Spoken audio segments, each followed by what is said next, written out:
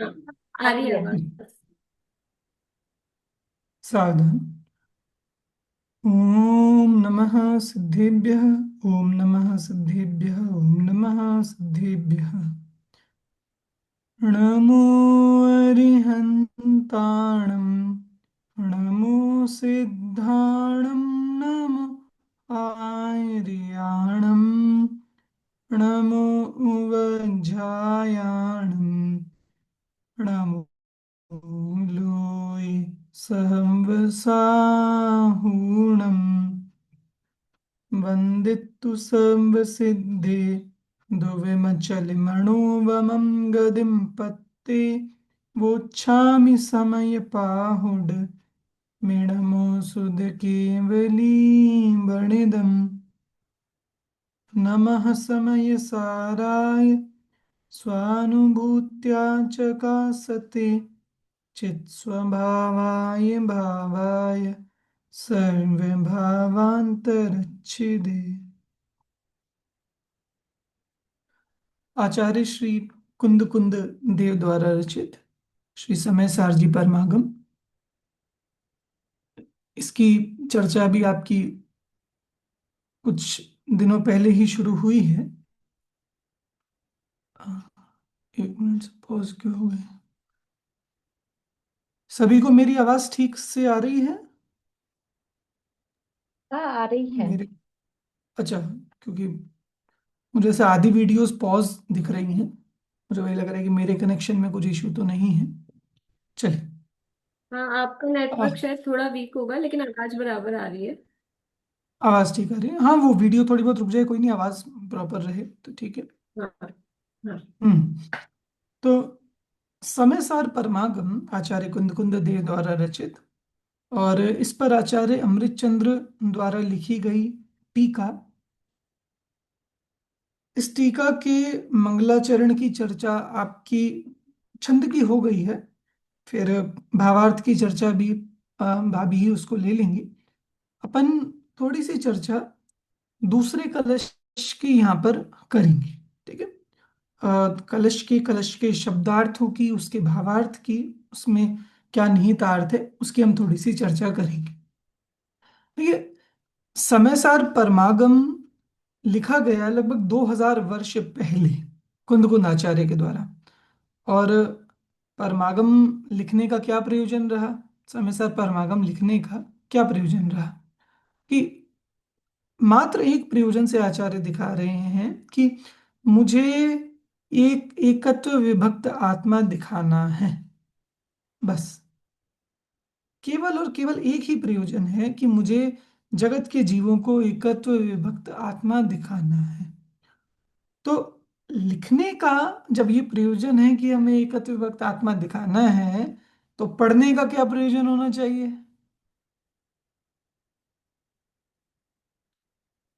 माने लिखने का ये प्रयोजन हुआ कि एकत्व विभक्त आत्मा दिखाना है, तो पढ़ने का प्रयोजन कि एकत्व विभक्त आत्मा देखना है। बराबर। ठीक।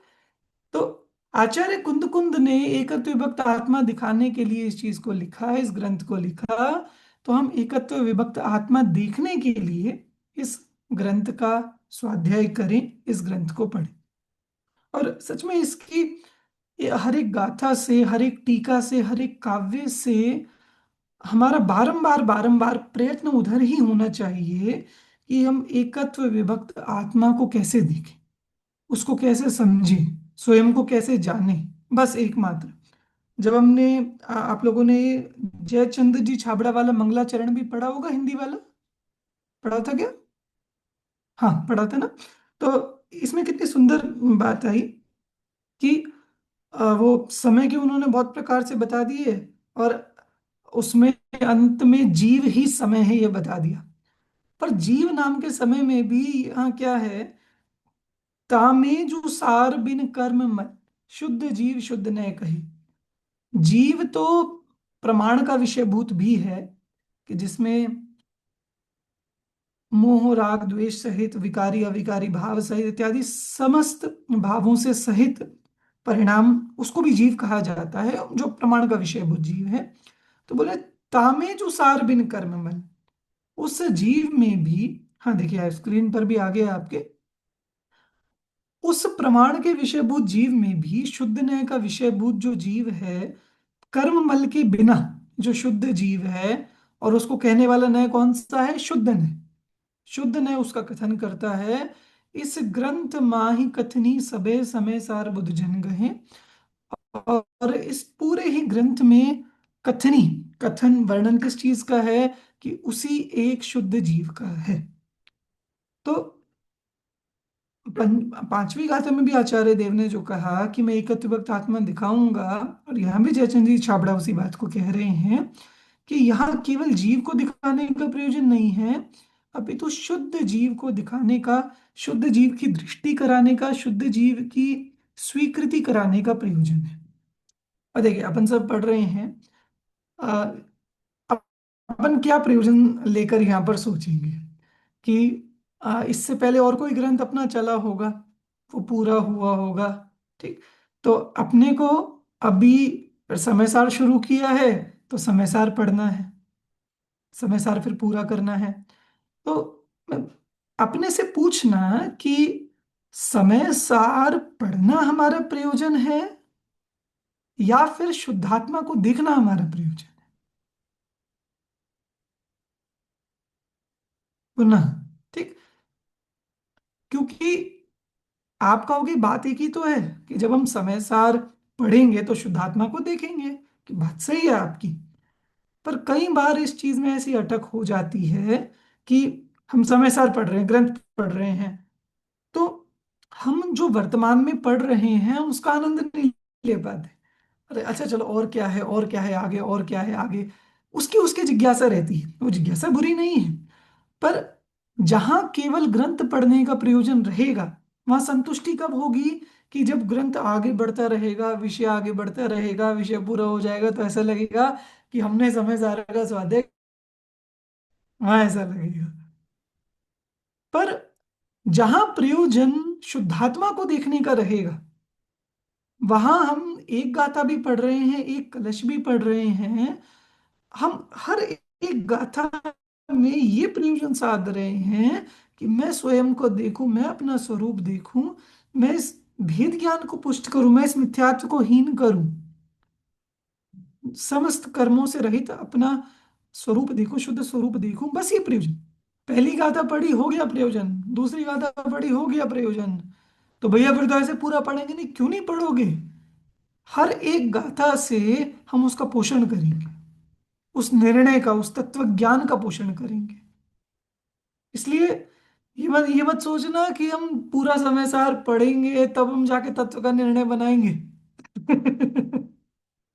तत्व निर्णय के लिए इतने विलंब की आवश्यकता नहीं है। हम एक गाथा पढ़ रहे हैं, एक कलश, कुछ भी पढ़ रहे हैं, हम तुरंत ये तत्व का निर्णय करना है। क्या निर्णय करना है? कि मैं त्रिकाली ध्रुव शुद्ध आत्मा हूं। बस, इस निर्णय के लिए पूरा ग्रंथ पढ़ने की जरूरत है? नहीं है। तो हम हर एक स्थान पर अपना ये निर्णय करते हुए चले, स्वयं को समझते हुए चले, और हर एक गाथा से अपनी भूल निकालते हुए चले। क्योंकि जब हम तत्वाभ्यास करेंगे तो बीच बीच में कहीं ऐसे अटक भी आएगा, सूक्ष्म मिथ्यात्व भी आएंगे जहां हमारी भूलें पड़ी होंगी। इसलिए तो आचार्य कुंदकुन ने कर्ता कर्म संबंधी भूल, मैं कर रहा हूं, मैं प्रयत्न कर रहा हूं, कोई कुछ नहीं कर रहा, समस्त पर्याय स्वतंत्र अपनी योग्यता से हो रही हैं, ऐसे कर्ता कर्म संबंधी यथार्थ ज्ञान उस अधिकार में होगा। पर उससे भी बता क्या रहे हैं? शुद्धात्मा को। ठीक। फिर आगे बात आएगी पुण्य पाप अधिकार की। तो पुण्य पाप अधिकार आप सामान्यतया पढ़ोगे तो पुण्य का स्वरूप क्या है, पाप का स्वरूप, मतलब अन्यत्र अगर पुण्य पाप के बारे में पढ़ोगे, पुण्य का स्वरूप क्या है, पाप का स्वरूप क्या है, और पुण्य कैसे बंधता है, पाप कैसे बंधता है, वो सब बातें होंगी। आचार्य यह कहेंगे कि नहीं, पुण्य पाप दोनों ही त्याज्य हैं, आत्मा उससे भिन्न है, शुद्ध है। तो पुण्य पाप बताकर भी आचार्य क्या बता रहे हैं? एक शुद्धात्मा ही बता रहे हैं। उसके बाद आएगा आ, जीवाजीव आ गया, कर्ता कर्म आ गया। अच्छा, अजीव अधिकार भी आएगा ना। अजीव अधिकार में भी क्या बताना है? अजीव नहीं बताना, प्रयोजन है, क्योंकि अजीव में जीव का भ्रम हो गया है। शरीर में, नौकर्म में, राग में, द्वेष में, मोह में, शुद्धाशुद्ध भावों में। इसलिए वो माने कि नहीं वो अजीव है जिनको तुम जीव माने। फिर आगे और अधिकार आएंगे। आश्रव अधिकार आएगा। आश्रव अधिकार में क्या बताना है? वे ये नहीं बताएंगे कि आश्रव कैसे बनता है, आश्रव के भेद प्रभेदों में नहीं जाएंगे, 57 भेद नहीं बताएंगे। फिर क्या बताएंगे? णत्थि आश्रव बंधो सम्मा दिट्ठे आश्रव निरोह। सम्यक दृष्टि के आश्रव बंध नहीं होता। क्यों नहीं होता? क्योंकि वो उनसे भिन्न स्वयं को देखता है। ऐसे ही संवर अधिकार आएगा। संवर अधिकार में क्या बताएंगे कि संवर के भेद प्रभेद 57 नहीं। वो पढ़ना हो तो आप तत्वार्थ सूत्र में देखो। यहां क्या बताएंगे संवर अधिकार में? यहां ये बताएंगे कि एक शुद्धात्मा की दृष्टि करने से ही संवर होता है। संवर की दृष्टि करने से भी संवर नहीं होता। ऐसे ही राग निर्जरा अधिकार। मोक्ष मोक्ष अधिकार, मोक्ष अधिकार में गजब की चर्चा है। वो कि मोक्ष कैसे होगा, बंधन का अभाव करने से मोक्ष होगा। तो बोले बंध का अभाव कैसे होगा? तो आचार्य कह रहे हैं कि सुनो, बंध की चर्चा करने से बंध का अभाव नहीं होता। बंध को छेदने से बंध का अभाव होता है। तो बंध को छेदेंगे कैसे? प्रज्ञा छेदनी से। ये मोक्ष अधिकार की बात है। मतलब आप पूरे ग्रंथ की शैली देखोगे, आचार्य कुंद कुंद की शैली देखोगे, तो हमें एक ये विशेषता मिलेगी कि वे कहीं भी जानकारी करा के संतुष्ट नहीं करना चाह रहे। बोले तुमने जान लिया कि बंध के प्रकृति, प्रदेश, स्थिति, अनुभाग ये भेद होते हैं। बोले नहीं, काम नहीं हुआ। जानने तुमने जान लिया कि समय सार पूरा हमने पढ़ लिया, हमें समय सार की जानकारी हो गई। भैया आप पूछ लो कौन से अधिकार में क्या है, जैसे आप बता रहे हो हम भी बता देंगे, किस गाथा में क्या है हम भी बता देंगे। उसका पूरा विषय वस्तु याद कर लेना, समझ लेना। ये सेकेंडरी पर्पस हो सकता है, पर ये मुख्य प्रयोजन नहीं है। मुख्य प्रयोजन क्या है? कि शुद्ध आत्मा को देखना। वो कह रहे हैं, एकत्व विभक्त आत्मा को दिखा रहा हूं तो देखो। याद रहे तो बढ़िया, नहीं रहे तो कोई बात नहीं। माने कोई गाथा विषय वस्तु याद रहे, बस एक चीज ध्यान रखनी है कि मैं त्रिकाली ध्रुव शुद्ध आत्मा हूं, बस। पढ़ लिया समय से। ठीक। तो और अंत में भी आचार्य जब इस ग्रंथ को पूरा करते हुए, मैं कभी कभी जब समय सार पढ़ाते हुए एक ये बात कहता हूँ कि हमने समय सार पूरा पढ़ लिया और अंत में एक गाथा आई जो 415 नंबर की गाथा है। उसमें क्या बात आई? जो समय पाहुडमिडम पडिदूणम अथ तच्चदोणादुम अत्थे टाई छेदा सोहवधि उत्तमम सौख। कि जो समय सार ग्रंथ को पढ़कर इस तत्व और अर्थ से जानकर अर्थ में एकाग्र होता है, उसे उत्तम सुख की प्राप्ति होती है। बराबर। अब आप यहां से ग्रंथ पढ़ते जा रहे हो, पढ़ते जा रहे हो, और अंत में आपको निर्देश मिला कि इस ग्रंथ को पढ़कर क्या करना था? तत्व और अर्थ से वस्तु को जानकर वस्तु में एकाग्र होना था। कि अरे अब पूरा पढ़ ही लिया, अब जाके पता चला है। इसीलिए कि अर्थ में एकाग्र होना था ये ग्रंथ पढ़कर। इसीलिए मैं पहले ही बता रहा हूँ 415 नंबर की गाथा में जो आएगी चर्चा, वो पूरे ग्रंथ का उनका उद्देश्य है कि अर्थ को केवल जानना नहीं है कि मैं शुद्धात्मा में जान, कि अर्थ और एकाग्रता भी कुछ अलग से चीज नहीं है। मतलब उस विषय की चर्चा मैं अभी नहीं करूंगा, पर अर्थ का निर्णय करना, निज रूप से जानना, उस उसकी महिमा समझना, उसके सुख का वेदन करना। मैं ऐसा भगवान स्वरूप आत्मा हूँ, ऐसा शुद्ध स्वरूप वस्तु हूँ, चैतन्य हूँ, कोई पर्याय मात्र का कर्ता नहीं हूँ, इस विश्व का सर्वोत्कृष्ट पदार्थ हूँ, सिद्ध समान हूँ। ऐसे आनंदमय स्वरूप का निर्णय करना ही एकमात्र इस ग्रंथ का प्रयोजन है। ठीक है। अब अ, पहले कलश जो आप सभी ने कल पढ़ा होगा, उसमें आचार्य ने समय सार को नमस्कार किया। और यद्यपि उसके अनेक अर्थ आपको बताए गए होंगे, वो वीतरागी देव के संबंध में भी लग सकता है, वो ग्रंथ के संबंध में भी लग सकता है, पर वहां मुख्य जो अर्थ है वो शुद्धात्मा के संबंध में है। मैंने एक सामान्यतः बात रहती है कि अध्यात्म ग्रंथ के प्रारंभ में सिद्धों को नमस्कार किया जाता है, ये एक पद्धति है।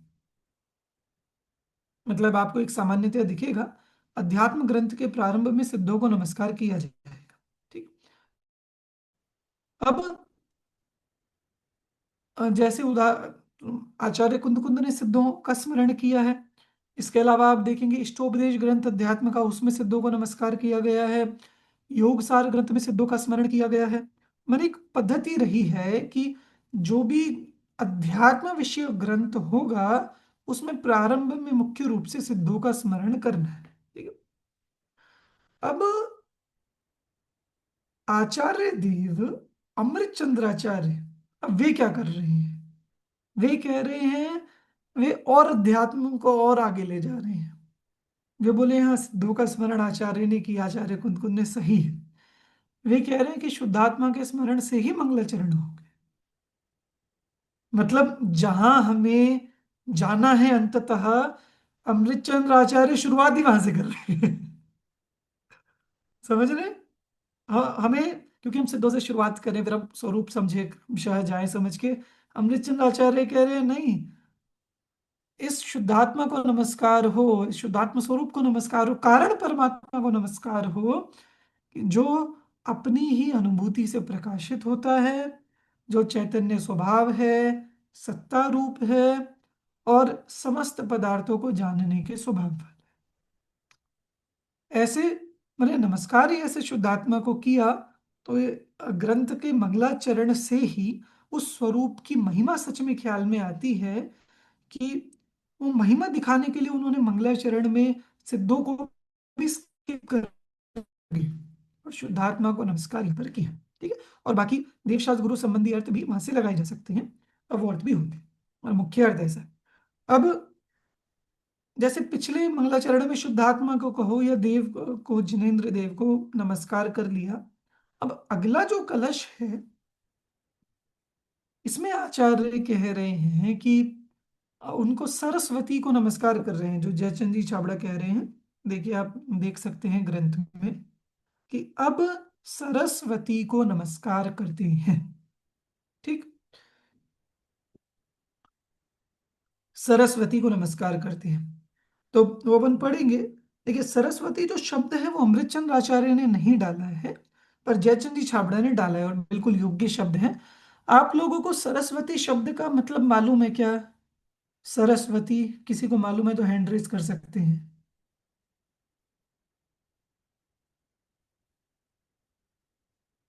हैंड रेज कर सकते हैं, बोल सकते हैं आप। जिनवाणी, सरस्वती का अर्थ जिनवाणी। सरस्वती का अर्थ है जिनवाणी, बिल्कुल। आगम अपनी हाँ, जिनवाणी। ठीक है, आगम जिनवाणी, बिल्कुल। और कोई शब्द से कोई अर्थ बता सकता है क्या? शब्द से सरस्वती ऐसा। ज्ञान की देवी। ज्ञान की देवी, ठीक है, बढ़िया। और कोई? वाग्वादिनी। विद्या की देवी। भगवान। विद्या देवी। चलिए, बढ़िया, ठीक है। सरस्वती ये विद्या सब की। आप अच्छे, मतलब उनके विशेषण हैं, उसका भावार्थ है। मैं शब्द से आपको एक अर्थ बताता हूँ सरस्वती का। मैंने मैंने खुद वो अर्थ नहीं सुना है, पर मुझे समझ में आया है वैसा अर्थ इसका हो सकता है। जैसे ये वती, वती जो होता है ये एक प्रत्यय है। जैसे वान बोलते हैं, बलवान, बुद्धिमान, ये प्रत्यय होता है। वान का मतलब होता है सहित। ठीक है। वान माने सहित। जब आप ये प्रत्यय किसी स्त्रीलिंग के लिए लगाते हो, तो आप उसको वान की जगह वती कर देते हो। जैसे सौभाग्यवती, मतलब किसी पुरुष के लिए कहेंगे तो सौभाग्यवान बोलेंगे, और किसी स्त्री के लिए बोलेंगे तो क्या बोलेंगे? सौभाग्यवती। ठीक है। ऐसे ही पुरुष के लिए बोलेंगे तो बलवान, और कोई स्त्रीलिंग के लिए बोलेंगे तो बलवती। पुरुष के लिए बोलेंगे तो भगवान, और स्त्री के लिए बोलेंगे तो भगवती। भगवती शब्द तो पढ़ा है आप लोगों ने, भगवती प्रज्ञा, भगवती भवितव्य। कुर्यात् सा भवितव्यता भगवती। भवितव्यता को भगवती कहा, भगवान क्यों नहीं कहा? क्योंकि वो स्त्रीलिंग शब्द है। प्रज्ञा को भगवती कहा, क्यों कहा? क्योंकि प्रज्ञा स्त्रीलिंग शब्द है। तो इतनी बात समझ में आई। वान शब्द और वती शब्द का अर्थ एक ही है कि उससे सहित, पर वान पुल्लिंग के लिए होता है और वती स्त्रीलिंग के लिए होता है। मैं ये बात क्यों बता रहा हूं आपको? क्योंकि सरस्वती, वती माने सहित, युक्त। किससे युक्त? सरह। सरह माने क्या होता है? तो आप संस्कृत व्याकरण में देखेंगे, सरह शब्द का अर्थ होता है गति। गति माने जैसे कोई ऐसा गमन करना, भ्रमण करना, इस अर्थ में। और व्याकरण में क्या नियम है कि जितनी भी धातुओं का अर्थ गमन करना होगा, उन सब धातु का अर्थ जानना नियम से होगा। माने सारी गति अर्थक धातुएं ज्ञानार्थक होती ही होती हैं। समय के साथ भी यही है। समय शब्द आप तीसरी गाथा में पढ़ेंगे उसे आगे। समय शब्द गति अर्थक भी है और ज्ञान अर्थक भी है। तो दोनों ही अर्थ, उससे परिणमन भी और ज्ञान भी, वो दोनों ही अर्थ उससे लगा सकते हैं। तो सर जो धातु है, सरह शब्द है, इसका अर्थ है गमन करना, और व्याकरण से ही इसका अर्थ है जानना, माने ज्ञान। तो सरह माने ज्ञान, वती माने सहित। तो जो ज्ञान से युक्त है, ज्ञान से सहित है, उसे बोलते हैं सरस्वती। ठीक। तो सरस्वती का भावार्थ तो वही है जो आप बता रहे थे, पर मैंने उस शब्द से इसलिए थोड़ा क्लियर कर दिया कि ज्ञान से युक्त जो है उससे सरस्वती बोलते हैं। और स्त्रीलिंग क्यों? क्योंकि ये वाणी का विशेषण है। जिनवाणी, जिनेन्द्र देव। क्योंकि अपने यहाँ परमत में तो वो जयचंद जी छाबड़ा भावार्थ में भी करेंगे स्पष्ट कि अन्य मतों में तो सरस्वती को वो एक मूर्ति बनाकर वे पूजते हैं, और ऐसा देवी मानते हैं कि वो हाथ में एक वीणा है और कमल पर बैठी हुई है। ऐसा ऐसा वे बनाते हैं उसको। तो सरस्वती मतलब, हाँ, उसमें हंस का भी रहता है कि शायद हंस के ऊपर उसकी सवारी रहती है सरस्वती की। ठीक है। और लक्ष्मी की सवारी उल्लू के ऊपर रहती है। तो छोटे दादा इसका एक बहुत अच्छा अर्थ किया करते थे। वे बोलते थे कि देखो ये ना जांच। लाक्षणिक प्रयोग है। कैसे? कि जिसके सिर पर लक्ष्मी सवार हो जाए वो उल्लू है। और जिसके सिर पर ये विद्या ज्ञान सवार हो जाए वो हंस, माने हंस जैसा विवेकी है। ऐसा लाक्षणिक अर्थ करते थे। तो हिंदुओं में ऐसा वो हंस की सवारी करने वाली सरस्वती, ये सब कमल के वो बनाते हैं उसको। तो अपने यहाँ ऐसा देवी के रूप में मान्यता नहीं है, स्वीकृति नहीं है। पर सरस्वती जिनवाणी को ही कहते हैं। और जिनवाणी मतलब कि वीतरागी सर्वज्ञ हितोपदेशी जिनेन्द्र देव के मुख कमल से जो भव्य जीवों के हित के लिए उपदेश निकलता है, जो वाणी निकलती है, वह है जिनवाणी, और उसे ही बोलते हैं सरस्वती। माने क्या गजब बात है कि अपने यहाँ देव और गुरु के स्तर पर वाणी को नमस्कार किया। और क्यों? क्योंकि वास्तव में ना एक वाणी ही है जो धर्म को आगे बढ़ाती है। जिन्हें इंद्रदेव सर्वज्ञ हैं या फिर कोई गुरु हैं, किसी को भी धर्म समझाएंगे, ये पढ़ाएंगे, आगे बढ़ाएंगे, वो वाणी के माध्यम से ही संभव है। ना आप सोच सकते हो इस जो ये अवसर्पणी काल चल रहा है, इस अवसर्पणी काल में सबसे पहले केवली कौन, सबसे पहले मुनि कौन हुए और सबसे पहले केवली कौन हुए? कोई बता सकता है? इस अवसर्पणी काल में सबसे पहले मुनि और सबसे पहले केवल ज्ञानी कौन हुए? केवल ज्ञानी तो अनंत वीर्य हुए। और मुनि? आदिनाथ भगवान। केवल अच्छा, ज्ञानी आदिनाथ भगवान हुए थे इस केवल अवसर्पणी काल ज्ञानी में। और मुनि दोनों ही आदिनाथ भगवान हुए। अनंत वीरे सबसे पहले मोक्ष गए थे, पर सबसे पहले केवल ज्ञान जो हुआ वो आदिनाथ स्वामी को हुआ। अब आप एक बात बता सकते हो कि आदिनाथ स्वामी से पहले किसी भी जीव ने मुनि दीक्षा नहीं ली और केवल ज्ञान नहीं हुआ, ऐसा क्यों? मतलब उसे हम कहते हैं कि तीर्थ का प्रारंभ वो नहीं हुआ था, माने भोग उस भूमि समय चल रही तक। थी ना 18 हाँ, बराबर, भोग भूमि चल रही थी, पर वो हम्म, भोग भूमि के अंत अंत में वैसा काल आ गया था कि जीव मोक्ष जा सकते थे। ठीक है। और क्योंकि फिर आदिनाथ भगवान भी केवल ज्ञान लेकर मोक्ष गए हैं, और वो तीसरा काल ही चल रहा था उस समय भी जब मोक्ष गए हैं, तो अंत समय में जा सकते थे।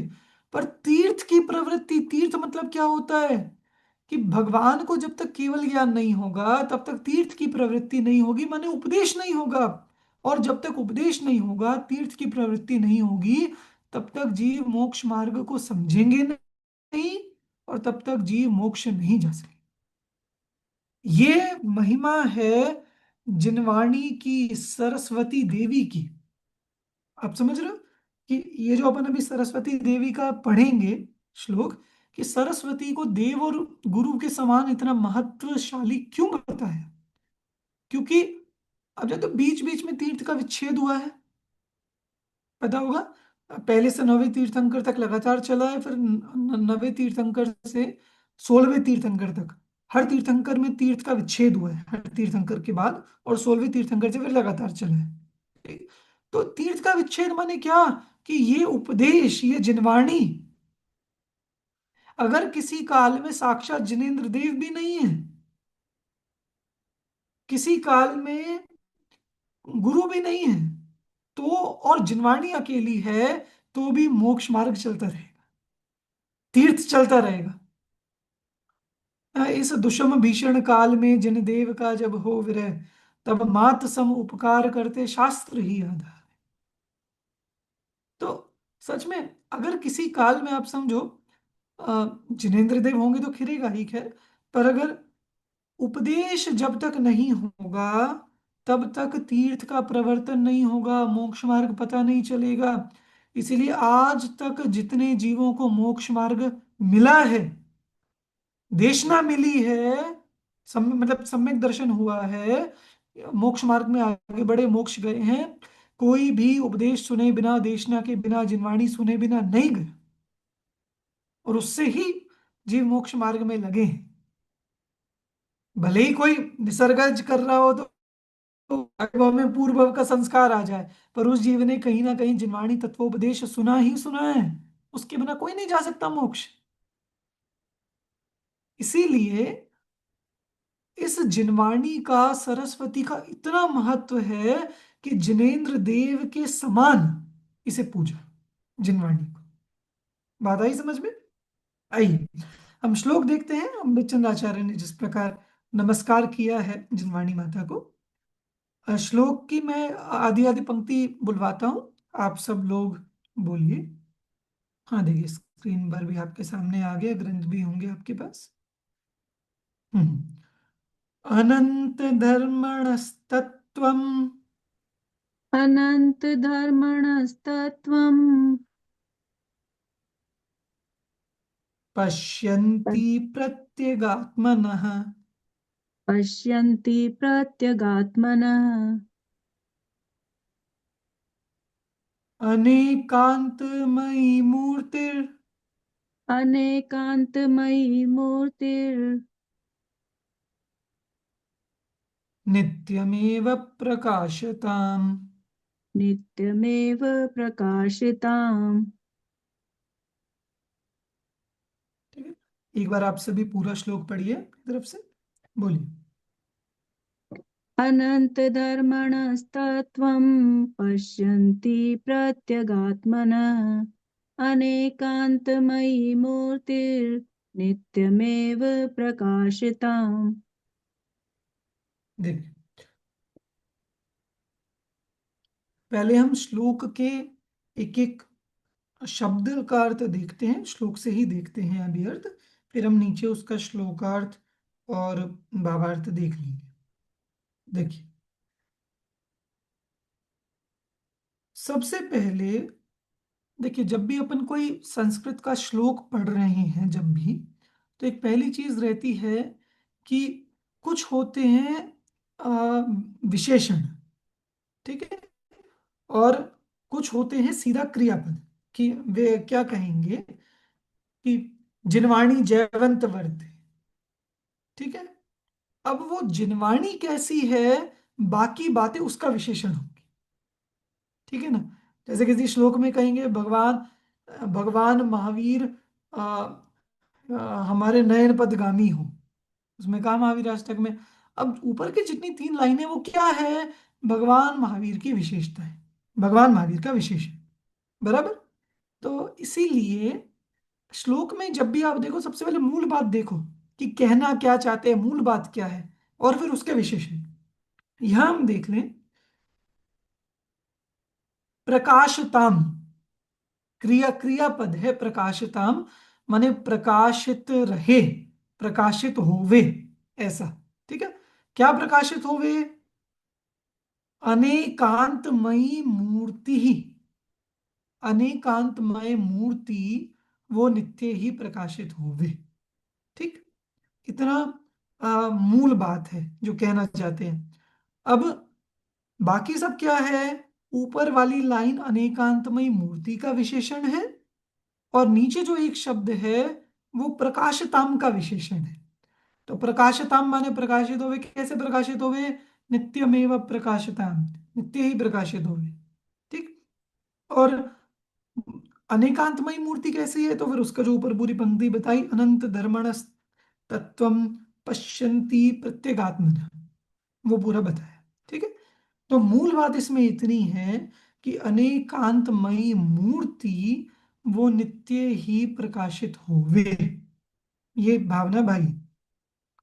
अब ऊपर वाली, अब एक एक शब्द का अपन देखते हैं कि अनेकांतमयी मूर्ति कैसी है। उन्होंने कहा अनंत धर्मणः तत्वं पश्यन्ति प्रत्यगात्मनः, ठीक। एक और चीज है, थोड़ा बहुत संस्कृत वाली चीजें अपन समझेंगे ना, कुछ एक सामान्य नियम, तो मूल श्लोक से अर्थ करने में अपने को आगे आगे मजा आएगा, ठीक। तो संस्कृत में क्या रहता है कि जहां आपको एक जैसी विभक्ति मिले ना, तो समझना वो विशेषण विशेष्य है। विशेषण विशेष्य तो समझते हो, नीला कमल, तो नीला हो गया विशेषण, कमल हो गया विशेष्य, ठीक है। तो एक जैसी विभक्ति, पहली पंक्ति में एक जैसी विभक्तियां कहाँ लगी हैं, अनंत धर्मणः और प्रत्यगात्मनः, दो जगह, ठीक है, अनंत धर्मणः प्रत्यगात्मनः। अब इसलिए ये विशेषण विशेष्य है। आचार्य कह क्या रहे हैं कि अनंत धर्मणः माने अनंत धर्मात्मक, और बात किसकी है ये, प्रत्यगात्मनः। प्रत्यक मतलब होता, प्रत्यक, प्रत्यक शब्द है, प्रत्यक शब्द का मतलब सिंपल अर्थ होता है भिन्न, प्रत्यक माने भिन्न, और आत्मनः माने आत्मा का, तो भिन्न आत्मा का, कि भिन्न मतलब फिर क्या, मतलब प्रत्येक शब्द का अर्थ भिन्न हो गया, पर भिन्न आत्मा माने कैसा आत्मा, तो फिर हम प्रसंग अनुसार इसको लगाएंगे। इसलिए जयचंद जी छाबड़ा ने उसका बहुत अच्छा अर्थ उन्होंने भावार्थ में किया, और श्लोकार्थ में भी वो अर्थ शामिल किया है कि अनंत धर्मात्मक प्रत्यगात्मा तत्व को देखती हुई, वापस मैं शब्द से बता रहा हूं, अनंत धर्मणः प्रत्यगात्मनः तत्वं पश्यन्ति, अनंत धर्मात्मक प्रत्यगात्मा के तत्व को देखती हुई ऐसी कौन है, अनेकांतमयी मूर्ति। तो ये उसका विशेषण बता दी। अब पहली बात, अनंत धर्मात्मक माने क्या, तो आप लोग को ख्याल में होगा कि विश्व में जितनी वस्तुएं हैं वे सभी अनंत धर्मात्मक है, छहों द्रव्य अनंत धर्मात्मक है, ठीक है। जीव में तो अनंत धर्म गुण शक्तियां हैं ही, पर सभी द्रव्यों में पुद्गल धर्म धर्म आकाश काल में सभी में जिनेन्द्र देव ने अनंत गुण धर्म स्वभाव शक्तियां बताई हैं, ठीक। तो आत्मा अनंत धर्मात्मक है, और क्योंकि अब अनंत तो बोला नहीं जा सकता, अनंत के नाम भी नहीं बताए जा सकते। यहाँ तक कि सर्वज्ञ भगवान भी वाणी से अनंत नहीं बोल सकते, जान सकते हैं सर्वज्ञ भगवान की अनंत धर्म क्या है, पर वे भी अनंत को कह नहीं सकते। चित्रा जी, आपका कोई प्रश्न है क्या? नहीं, हैंड रेस किया। प्रत्यज्ञात्म का अर्थ क्या हुआ? हाँ, मैं बताता हूँ, बता। प्रत्यगात्म। प्रत्यक, जी जी, प्रत्यक शब्द का अर्थ होता है भिन्न, अलग, और आत्मा बने जीव। तो प्रत्येक आत्मा का शाब्दिक अर्थ है भिन्न जीव। अब किससे भिन्न जीव?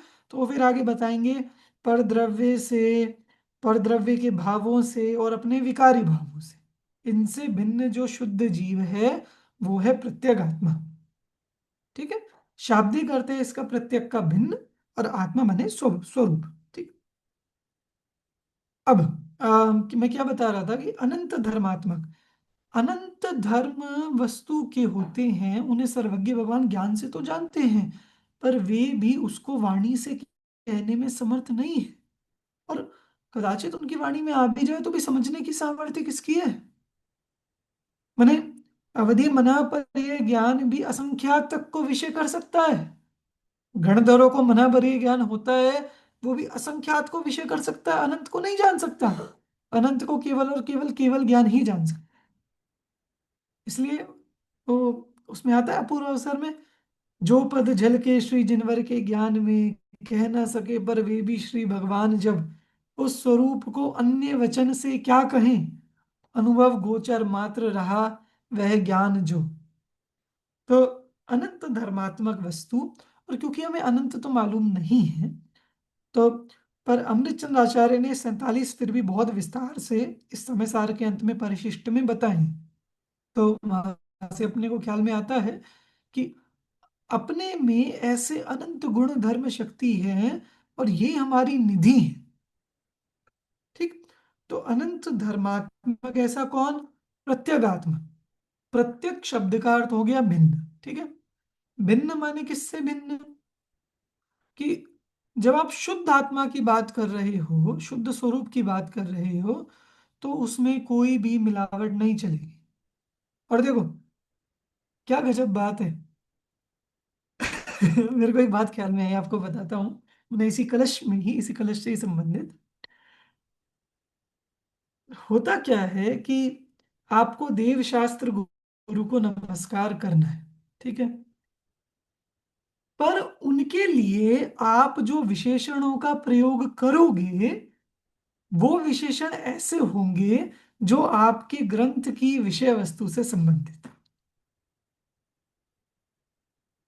आप देखना, जिनवाणी के आपको बहुत सारे मंगलाचरण मिलेंगे अलग अलग, जिसमें जिनवाणी को, सरस्वती देवी को नमस्कार किया गया है। ठीक है, और सब में अलग अलग विशेषण है। क्यों? जिस ग्रंथ का जैसा प्रसंग होगा वैसा नमस्कार करेंगे, उसके अनुसार वे बात करेंगे। तो अब जैसे सिद्धों को आचार्य कुंद ने नमस्कार किया, तो ध्रुव अचल अनुपम गति को प्राप्त सिद्ध, क्यों? उन्हें ध्रुव अचल अनुपम आत्मा दिखाना है, इसलिए उन्होंने सिद्धों का विशेषण वैसा डाला। कहीं जिनवाणी का आप जैसे वो है पुरुषार्थ सिद्धि उपाय है, तो पुरुषार्थ सिद्धि उपाय में उन्होंने अ, परमागम से जीवम जीवम या बीजम जो भी, निषिद्ध जात्यंत सिंदूर विधानम, उन्होंने वहां तो एक सामान्य जिनवाणी का बताया। कहीं जिनवाणी का ये बोलेंगे कि जैसे मान लो कोई 7 तत्वों का वर्णन करने वाला ग्रंथ है, वहां अगर जिनवाणी को नमस्कार करेंगे तो जिस जिनवाणी के माध्यम से 7 तत्व प्रकाशित होते हैं, ऐसे जिनवाणी को नमस्कार हो, ये बताएंगे। कहीं हम जैसे द्रव्य संग्रह का मंगलाचरण देख लो, द्रव्य संग्रह का नमस्कार किया ऋषभ देव को, पर कैसे ऋषभ देव? जीवम अजीवम दब्बम जिणवर वसहेण जीर्ण दिट्ठम, ऐसे ऋषभ देव भगवान जिन्होंने जीव और अजीव द्रव्य बताए हैं। अरे क्यों? और कुछ नहीं बताया क्या ऋषभ देव ने? और कोई विशेषता नहीं है क्या ऋषभ देव की? कि होगी, है, बहुत सारी है, पर ये ग्रंथ किस चीज का है? जो द्रव्य संग्रह, कि वो जीव और अजीव द्रव्य का वर्णन करने वाला है। इसलिए उन्होंने विशेषता कौन सी डाली कि ऐसे ऋषभदेव जिन्होंने जीव और अजीव द्रव्यों को के बारे में बताया उनको हम नमस्कार करते हैं। समझे? तो आपको प्रायः ग्रंथों में इस तरह की चीज मिलेगी कि वो दोनों चीजें होती है, मंगलाचरण भी होता है, प्रतिज्ञा भी होती है कि हम नमस्कार भी कर रहे हैं और हम ये प्रतिज्ञा भी कर रहे हैं कि हम इस ग्रंथ में ये बताएंगे, वो विषय वस्तु बताएंगे। ऐसे ही कहीं आएगा कि जिन्होंने प्रमाण और प्रमाणाभास के स्वरूप को कहा है ऐसे भगवान को नमस्कार हो, किसी न्याय के ग्रंथ में आएगा, तो हम समझेंगे कि इस ग्रंथ में उन्हें प्रमाण प्रमाणाभास बताना है, तो इसलिए उन्होंने शुरू में ये कहकर भगवान को नमस्कार किया। ठीक, ऐसे ही अब आचार्य अमृत चंद्र यहाँ सरस्वती देवी को नमस्कार कर रहे हैं। हजारों विशेषण दे सकते थे, वे कोई भी विशेषण दे सकते थे। पूरा का पूरा लघु तत्स्फोट लिखा है अमृतचंद्र आचार्य ने। उनके पास न छंदों की कमी है, न विशेषणों की कमी है, न संस्कृत व्याकरण की कमी है, न साहित्य की कमी है। छंद अलंकार कोश भरे पड़े हैं अमृतचंद्र आचार्य के पास। पर उन्होंने क्या किया? वे बोले कि उन्होंने एक विशेषण दिया कि अनेकांतमयी मूर्ति कैसी है कि जो आत्मा के तत्व को देख रही है।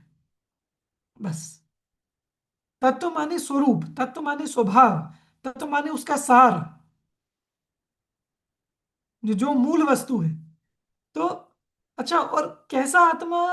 प्रत्येक आत्मा। मैंने क्या गजब बात, सिर्फ आत्मा की बात नहीं कर रहे हैं। वो तो कहा ना कि एक सामान्य जीव है तामे सार बिन कर्म में, तो इसीलिए कर्म से रहित आत्मा, वो तो प्रत्येक आत्मा बोल दी कि वो प्रत्येक आत्मा है। पर उस प्रत्येक आत्मा के भी तत्व को, स्वरूप को, स्वभाव को देखती हुई ऐसी अनेकांतमयी मूर्ति। माने ऐसी बात हो गई ना कि हम जिनवाणी को नमस्कार कर रहे हैं, पर हमने जिनवाणी की विशेषता कौन सी बताई है कि वो विशेषता कि वो जिनवाणी शुद्धात्म स्वरूप को देख रही है, दिखा रही है। ऐसी जिनवाणी, ऐसी सरस्वती देवी, उसको नमस्कार। क्यों? क्योंकि इस ग्रंथ में दिखाना ही ये है। तो हमें जिनवाणी के नाम पर भी और कुछ याद नहीं आया, हमें द्वादशांग याद नहीं आए, आचारांग सूत्रकृतांग वो सब याद नहीं आए। हमें ये याद आया कि वो जिनवाणी शुद्धात्म तत्व को दिखाती है, प्रकट करती है, स्पष्ट करती है। और वो जिनवाणी माता के प्रसाद से ही हमें ये अर्थ, ये भाव, ये स्वरूप ख्याल में आता है। ठीक, तो देखो कलश में देखो वापस, अनंत धर्मणः माने अनंत धर्मात्मक, प्रत्यगात्मनः जो पर द्रव्य से भिन्न आत्मा है। अच्छा, ये दोनों विशेषण भी अपने आप में ऐसे हैं। जब आप प्रत्यक कहते हो, प्रत्यक माने भिन्न, भिन्न भिन्न अलग, तो क्या होता है कि कोई कोई दर्शन वाले आत्मा को शून्य मानते। शून्य मतलब कि सब पर से रहित, वो बोलेंगे शुद्ध, पर वो कुछ नहीं है, कुछ नहीं है, इससे भी रहित है, उससे भी रहित है, कोई, पर वो कोई गुण नहीं है, धर्म नहीं है, शक्ति नहीं है, केवल एक शून्य वस्तु है, ऐसा वे मानते। तो आचार्य ने ये तो बताया प्रत्यगात्मा माने पर से भिन्न है, पर मात्र पर से भिन्न हो गया इसका मतलब ये नहीं कि वस्तु खाली हो गई। पर से भिन्न होने के बाद भी वो अनंत धर्मात्मक है, अनंत गुण संपन्न है, अनंत शक्ति संपन्न है। और इसीलिए अपने आप में, और ये मतलब हर जीव की बात है, मेरी बात है, अपने आप में मैं परिपूर्ण हूं।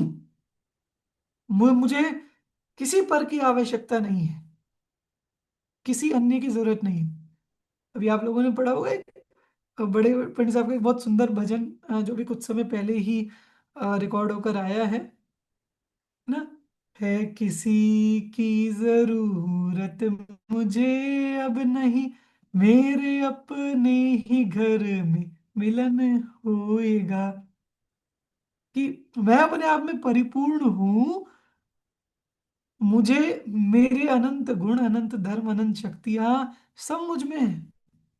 मेरा मेरा दुख मुझ में है, मेरा सुख मुझ में है, मेरा संसार मुझ में, मेरा मोक्ष मुझ में। कोई अन्य द्रव्य कोई प्रभावित नहीं कर सकता, कोई अन्य परद्रव्य कुछ दुखी सुखी नहीं कर सकता, कुछ नहीं कर सकता। मैंने मैं ही कर सकता हूं अपने आप को जो कर सकता हूं, इसलिए है किसी की जरूरत मुझे अब नहीं। मुझे इस विश्व में किसी की जरूरत नहीं। क्यों? मैं अपने आप में परिपूर्ण हूं।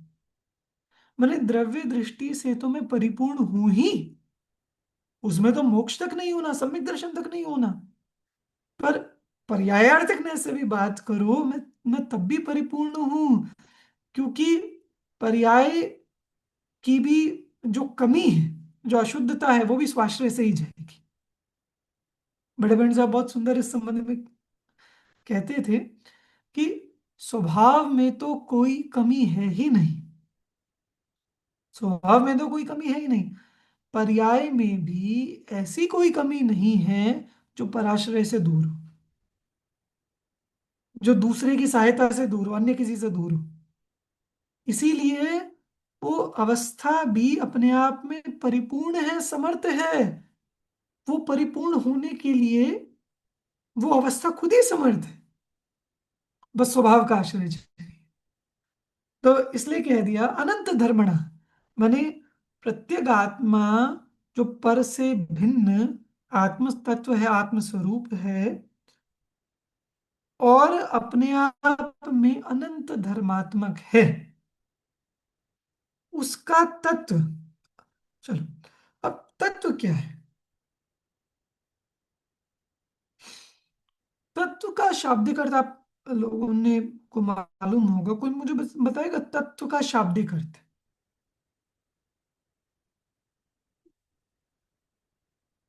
कोई भी तत्व शब्द का अर्थ क्या होता है? वस्तु जो जैसी है उसका जो भाव है उसे तत्व कहते हैं वे। वस्तु का बराबर, स्वरूप। ठीक है। तस्य भावस्तत्वम, जो वस्तु जैसी है उस वस्तु का जो भाव है वो ही उसका तत्व है, ठीक है। अब वस्तु का भाव, भाव, अब आत्मा का भाव तो यद्यपि अनेक हो सकते हैं, पंच भाव में वो 53 प्रकार के भाव हो सकते हैं, पर तत्व में क्या आएगा?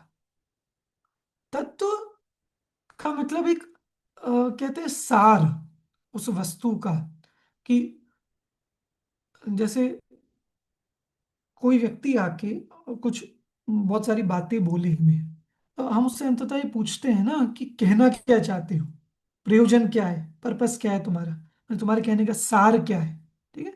तो उससे मतलब जिससे हमें काम है। आत्मा में अनंत गुण है, धर्म है, शक्तियां हैं, पर उसका भाव, उसका तत्व, मतलब कि हमें प्रयोजन किस बात से है? यद्यपि पूरी वस्तु से ही प्रयोजन है, तो प्रयोजन किस बात से है? तो इसके अनेक अर्थ किए जा सकते हैं। आत्मा का एक तत्व है ज्ञान, ज्ञान। और क्यों? क्योंकि ज्ञान के माध्यम से ही आत्म तत्व ख्याल में आता है, आत्म तत्व समझ में आता है, आत्म तत्व पकड़ में आता है। इसलिए आगे आगे भी जब आप पढ़ेंगे तो आगे के अनेक कलशों में वो आएगा कि आत्मा का लक्षण कहो, चिन्ह कहो, उसका सार कहो, उसका तत्व कहो, उसका मूल भाव कहो, एक ज्ञान है। तो चैतन्य के, आत्मा के तत्व को देखती हुई, ज्ञान को देखती हुई अनेकांत में मूर्ति, एक तो ही। दूसरा, तत्व का अर्थ क्या है? कि जैसे हमने कहा अनंत गुणधर्म में शक्तियां हैं, बिल्कुल सही बात है। अब उसमें हमें जो मूल प्रयोजन है वह है, आप मैंने पूरी वस्तु की बात लें, स्वरूप के सुख से, स्वरूप की महिमा से। मतलब यदि आत्मा में सुख ना हो तो क्या ही मतलब? वो स्वरूप निराकुल है, अनाकुल है स्वभाव से ही, सहज। और ये अनादि अनंत कुछ होने वाला सुख नहीं है, ये स्वाभाविक सुख है, सहज रूप से।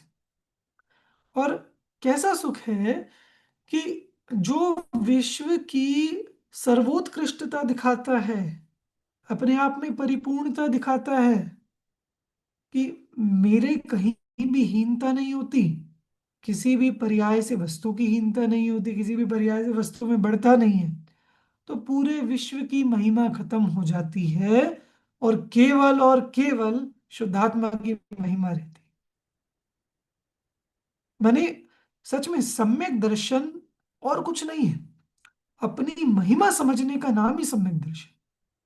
यही आत्मानुभूति है कि अपनी स्वभाव की, अपने स्वरूप की महिमा ख्याल में आ गई, समझ में आ गई, यही सम्यक दर्शन है। क्योंकि कदाचित भेद ज्ञान से आप कर तो लोगे, कभी कभी ऐसा होता है कि देह से भिन्न मैं आत्मा हूं, मैं आत्मा हूं, मैं आत्मा हूं, तो ऐसा ज्ञान वहां पकड़ तो लेता है, जान तो लेता है, पर थोड़ा शुष्कपना लगता है, रूखा सूखा सा लगता है। रूखा सूखा सा मतलब वो मजा सा नहीं आता कि हाँ ठीक है, आत्मा हूं आत्मा, पर क्योंकि वो बोले भेद ज्ञान तो यही है, मोक्ष मार्ग तो यही है, पर अपने चित्त से पूछो कि क्या उसमें आनंद आ रहा है, क्या ऐसा उत्साह आ रहा है, उल्लास आ रहा है उस चीज में। हम ऐसे बैठ तो जाएंगे, मैं आत्मा हूँ, आत्मा हूँ, आत्मा हूँ, मैंने साक्षात आनंद किस बात का आ रहा है, ये कल्पना कर रहे हैं आनंद के नाम पर भी। तो कई बार ऐसा होता है कि वो रूखा सूखा सा लगे, शुष्कता सी लगे, ऐसे लगे कि हाँ है तो सही, पर उत्साह नहीं आता उस चीज में। क्यों? क्योंकि वो चैतन्य वस्तु की अपनी महिमा ख्याल में नहीं आती कि मैं कैसा था तू। अरे वो जब बार बार बोलते हैं ना कि भगवान आत्मा, भगवान आत्मा, वो महिमा बता रहे हैं, उस तत्व की महिमा बता रहे हैं कि मैं भगवान, मैंने भगवान से कम मत आंकना, स्वयं को सिद्धों से कम मत आंकना। जब ये महिमा आए तब समझना तत्व का निर्णय हुआ है। सिर्फ उपयोग को बाहर से हटा के अपने में ले गए और ये आत्मा जान लिया, इससे सम्यक दर्शन नहीं होता, नहीं होता। क्योंकि आपने अर्थ को तो जान लिया, तत्वार्थ होता है तत्वार्थ, अर्थ माने वस्तु, तत्व माने उसका भाव, तो आपने अर्थ को तो पकड़ लिया कि ये आत्मा, पर उसका भाव कहाँ पकड़ा, उसका भाव कहाँ समझा। और भाव है उसका महत्व, उसका, उसकी निधि, उसका वैभव।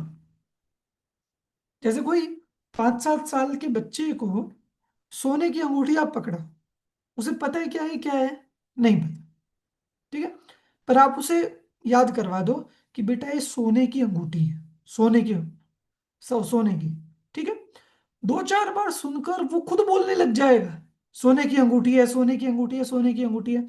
अब आप उससे पूछोगे वो बता देगा क्या है, सोने की अंगूठी है। अब उसे कैरेट याद करवा दोगे तो वो बता देगा 22 कैरेट सोने की अंगूठी है। पर क्या उसे मजा आ रहा है? अब उससे पूछो कि अंगूठी चाहिए या खिलौना चाहिए, क्या लेगा वो? उसे कोई मतलब नहीं है अंगूठी से, उसे खिलौने से मतलब है। वो आपकी 50,000 की, 1 लाख की अंगूठी कूड़े में फेंक देगा और खिलौना लेके चल देगा। क्यों?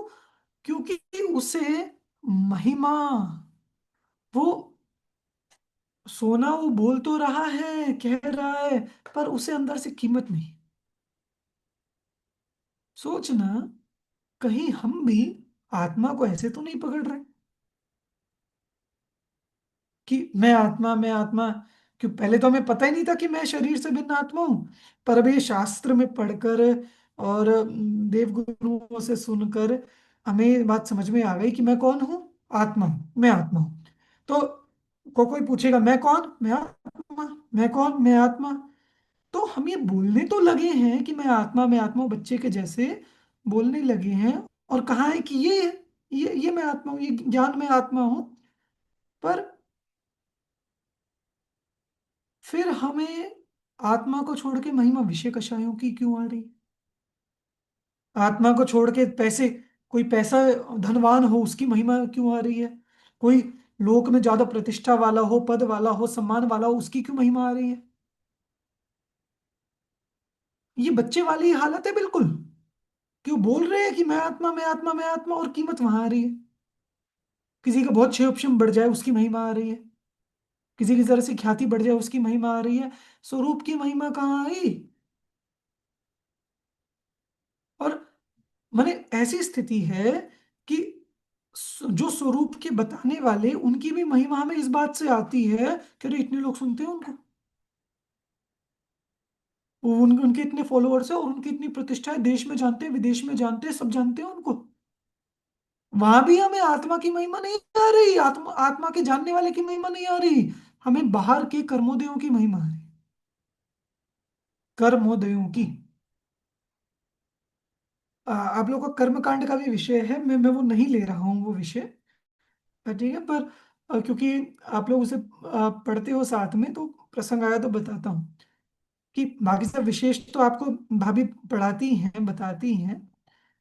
और उससे ये भी विचार करना, कर्म प्रकृतियां पढ़कर, सुनकर, समझकर, कि ये कर्म जनित जितने भाव हैं ये कोई भी महिमावान नहीं है, इनकी महिमा आना मिथ्यात्व है।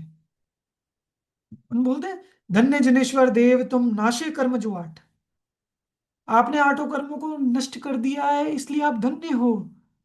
तो फिर पुण्यवानों की महिमा क्यों कर रहे हो, धनवानों की महिमा क्यों कर रहे हो?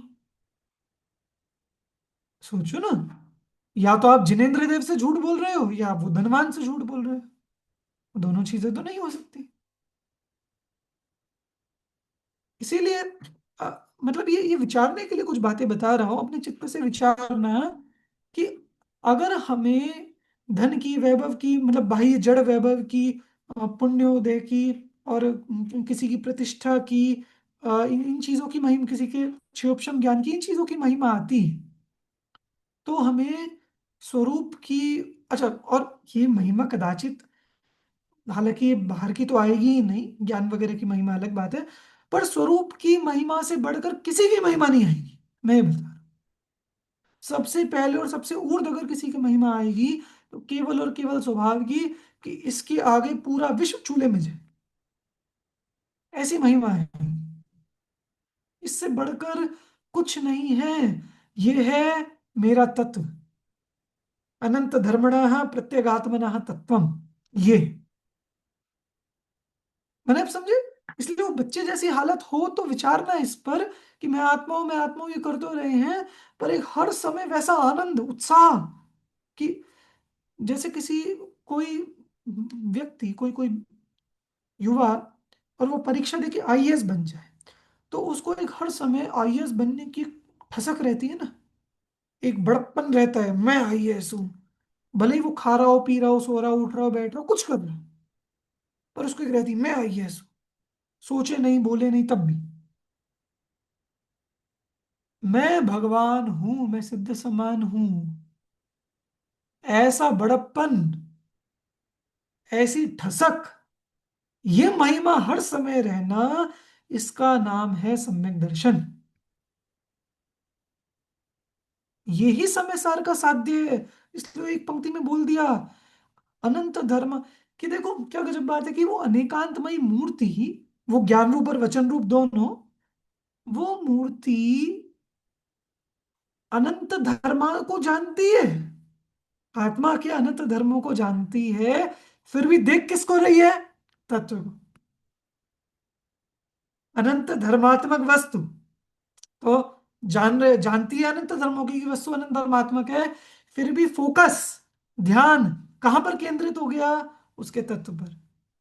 तो अनंत धर्मात्मक आत्म वस्तु का जो तत्व है, जो मूल है, जो भाव है, और सच में ये समझ लिया तो हो गया समय सर पूरा। और ये महिमा आई, अपनी महिमा आई तो हो गया समय सर पूरा। और अपनी महिमा नहीं आई, और ये चल रहा है, हमने समय सार पढ़ लिया, हमने ये पढ़ लिया, अरे हमने पूरा कर लिया, हमने इतनी बार पढ़ लिया, कुछ नहीं पढ़ा।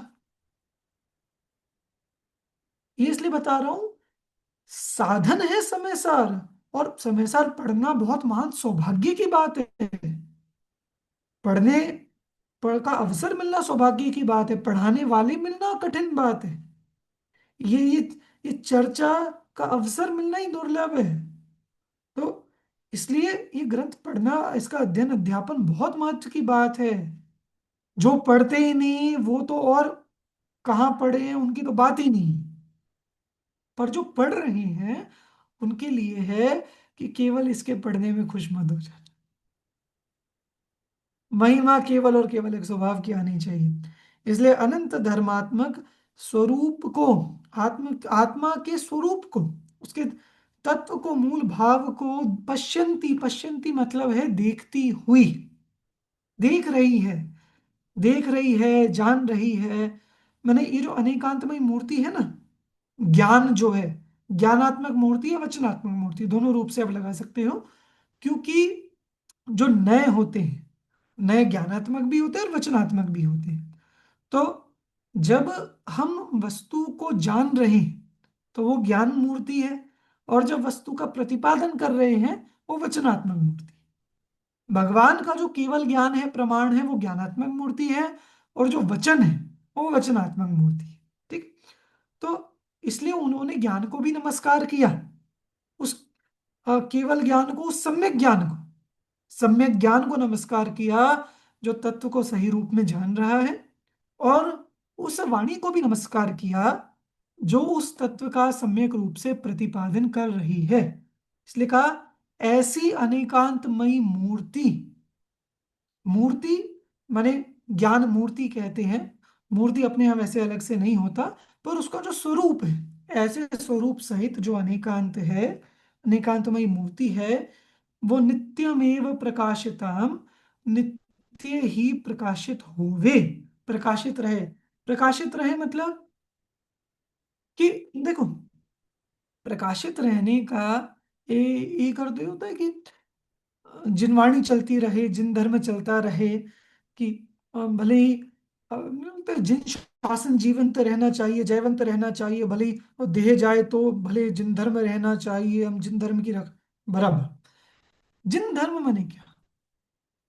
क्योंकि आप कुछ भी करो, विदेश क्षेत्र में तो ये जिन शासन चल ही रहा है, अनवरत चल रहा है, और आप कितना भी करो, अब यहाँ छठे काल में नष्ट होगा तो होगा ही, क्या करें, होगा ही नष्ट, उसमें कुछ कर नहीं सकते। जिन शासन, ये अनेकांतमयी मूर्ति प्रकाशित रहे, जयवंत रहे, इसका मतलब हमारे ज्ञान में प्रकाशित रहे।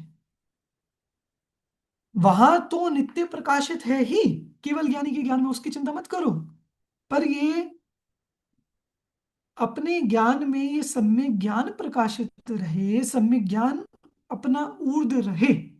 और सम्यक ज्ञान ऊर्ध रहे मतलब क्या? कि हमारे ज्ञान में ये अनंत धर्मात्मक प्रत्यगात्मा का तत्व दिखता रहे, बस।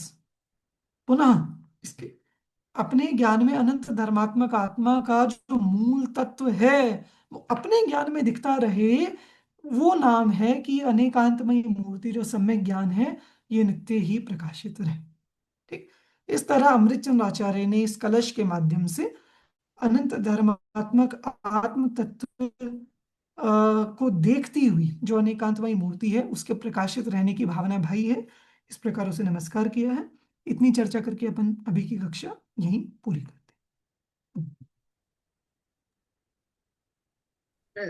बहुत बहुत धन्यवाद ऋषभ जी, भाई साहब का। अ, अभी अब समय अपना काफी हो गया है। अब आप गोमट सर की क्लास तो वैसे नहीं होगी, आप लोग पाठ करना चाहें तो बोलिए, नहीं तो अपन यहीं पूरा करें। आप नहीं ले रहे ना ऋषभ जी, गोमट सर? नहीं भाभी, नहीं ले पाऊंगा। ठीक है, तो जिनवाणी स्तुति करें या? ठीक है, तो फिर यही पूरा करते हैं। कविता जी, आप कुछ कह रहे हैं? मैम, ये जो मैं आपको कल आपको सुनाई थी ना, मैंने आपको हाँ जो हाँ हाँ। इसमें दी हुई है, अपने शास्त्र जी में भी दी हुई है, ये नहीं, मैं ध्रुव अचल अनुपम गति प्राप्त, ये सब हाँ, सिद्धों को। वो एक्चुअल में वो पुराना पद्यानुवाद है, और अपने पास जो ग्रंथ है ना उनमें नया पद्यानुवाद है, तो वो बस वो सिमिलैरिटी नहीं रहेगी, बाकी कोई दिक्कत नहीं है। वो कोई गलत है या कोई अच्छा नहीं है, ऐसा कुछ भी नहीं है। वो भी अच्छा, अच्छा है, आप करना चाहें तो वो कर सकते हैं, याद करने ठीक में कोई दिक्कत नहीं है। बस वो नए पुराने का ही अंतर है, वो पुराना पहले का किया हुआ है, और अभी जो अपने पास ग्रंथ है उसमें नया पद्यानुवाद है। ठीक है मैम। नूतन जी बोलिए।